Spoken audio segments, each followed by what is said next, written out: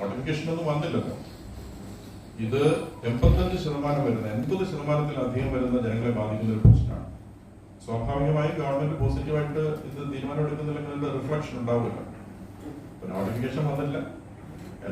Lok Sabha election മുമ്പ് ഇക്കാര്യത്തിൽ ഇതേക്കുറിച്ച് നേടാനാണ് സംഘടനയുടെ ശ്രമം. മുഖ്യ ഭാരവാഹിയായ പുന്നല ശ്രീകുമാർ മറുപടി നൽകിയത് ഇങ്ങനെ: പ്രമുഖമായ 60-ൽ പരം സമുദായ പ്രസ്ഥാനങ്ങൾ ഉൾക്കൊള്ളുന്ന ഒരു action council for socio economic and caste census എന്ന പേരിൽ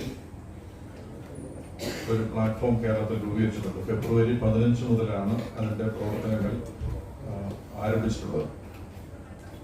അത് ദളിത് പിന്നോക്ക വിഭാഗങ്ങളും അതുപോലെ തന്നെ മൈനോറിറ്റി സമൂഹങ്ങളും ആ പ്ലാറ്റ്ഫോമിലെ അംഗങ്ങളാണ്. കേരള ജമാഅത്ത് ഫെഡറേഷന്റെ സംസ്ഥാന പ്രസിഡന്റ് ശ്രീ കടക്കിൽ അബ്ദുൽ അസീസ് മൗലവിയാണ് അതിന്റെ ചെയർമാൻ. ശ്രീ പുന്നല ശ്രീകുമാർ, ഞാനാണ് അതിന്റെ ജനറൽ സെക്രട്ടറി. KLCയുടെ ലാറ്റിൻ കാത്തലിക്സ് അസോസിയേഷന്റെ സംസ്ഥാന പ്രസിഡന്റ് അഡ്വക്കേറ്റ് ഷെറീജ തോമസ് ആണ് അതിന്റെ കല്യാണം. അതൊരു വലിയ പ്ലാറ്റ്ഫോമാണ്. ഞങ്ങൾ അതിന്റെ പേരിൽ ഈ ജാതി സെൻസസ് നടപ്പിലാക്കുന്നതിന് വേണ്ടിയിട്ടുള്ള ഒരു പ്രക്ഷോഭത്തിലാണ് കേരളത്തിൽ.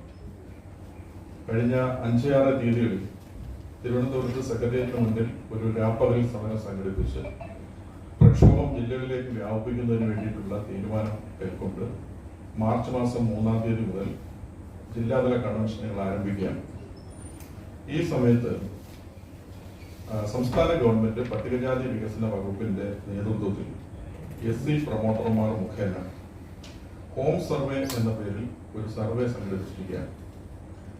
അത് പട്ടികജാതി കുടുംബങ്ങളുടെയും പട്ടികജാതി സങ്കേതങ്ങളുടെയും വിവരങ്ങൾ ശേഖരിച്ച് വികസന വിടവ് പരിഹരിക്കുന്ന രീതിയിൽ പദ്ധതികൾ ആവിഷ്കരിക്കാൻ എന്ന പേരിലാണ് അതിപ്പോൾ നടപ്പിലാക്കാൻ തീരുമാനിച്ചിട്ടുള്ളത്. മാർച്ച് 6 മുതൽ കേരളത്തിലെ ചില തദ്ദേശ ഭരണ സ്ഥാപനങ്ങൾ അതിന്റെ ഉദ്ഘാടനമൊക്കെ നിർവഹിച്ചിട്ടുണ്ട്.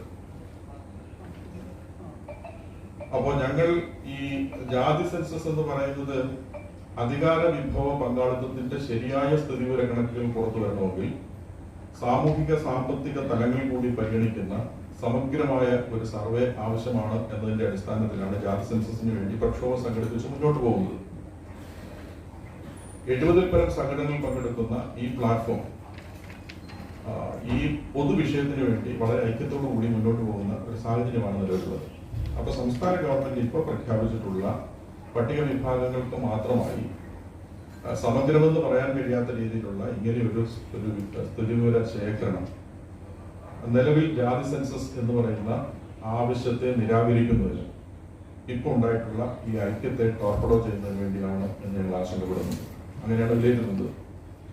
അതുകൊണ്ട് തന്നെ ഞങ്ങളുടെ പട്ടിക വിഭാഗങ്ങളുടെ പ്രധാനപ്പെട്ട സംഘടനകളെല്ലാം കൂടി ചേർന്ന് ഇപ്പൊ തീരുമാനിച്ചിരിക്കുന്നത് സർക്കാർ ഇപ്പൊ പ്രഖ്യാപിച്ചിട്ടുള്ള ഈ ഹോം സർവേ അതിനോട് സഹകരിക്കേണ്ട എന്നാണ്.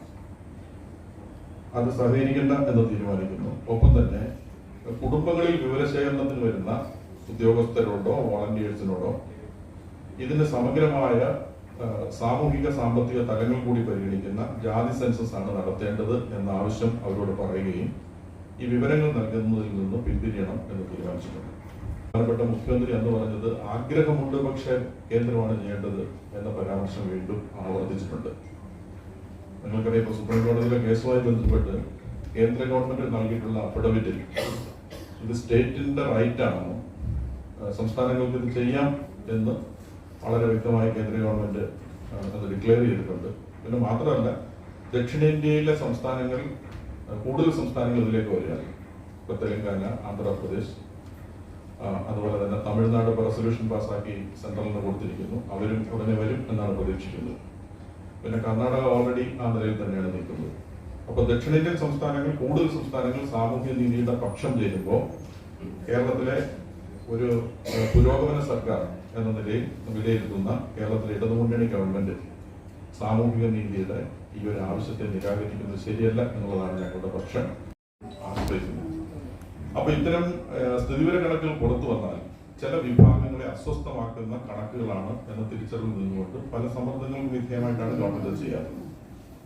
അതുകൊണ്ട് ആ സമ്മർദ്ദങ്ങളെ മറികടക്കുന്നതിന് വേണ്ടിയിട്ടാണ് ഞങ്ങളിപ്പോ ഇതിന്റെ ഗുണഭോക്താക്കളായിട്ടുള്ള എല്ലാവരും കൂടി ചേർന്ന് ഒരു ആക്ഷൻ കൗൺസിൽ രൂപീകരിച്ചിട്ടുള്ളത്.